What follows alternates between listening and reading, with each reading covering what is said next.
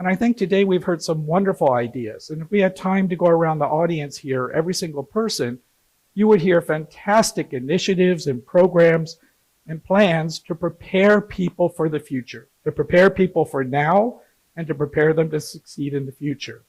Let me tell you what I would like to talk about. Today I would like to talk about preparing people for those situations that are more difficult and more emotional, because that seems to be an ever-increasing part of the job. Now, before I get into this part in the audience participation, let me share a difficult customer story from my own life.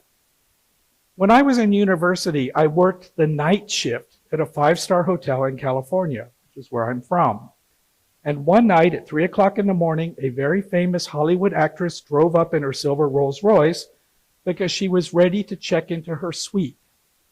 Unfortunately, don't you love that word? Unfortunately, her suite was not available because somebody on the earlier shift had sold her room to somebody else. We only had one room left on the property, and that room had a Murphy bed. You know what a Murphy bed is?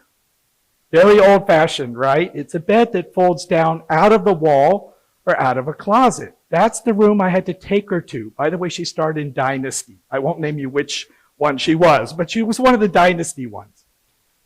There I am at 3 o'clock in the morning, pulling a bed down in front of on the floor in front of a Dynasty actress.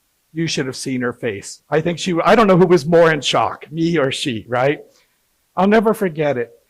And when I think about the management of this hotel, can I tell you where they land on that matrix?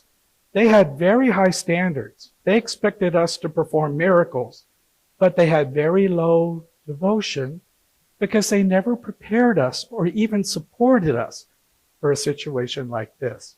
So when I graduated and they offered me to join the management program, I said, no, thank you, because I could feel what the leadership was like. All right,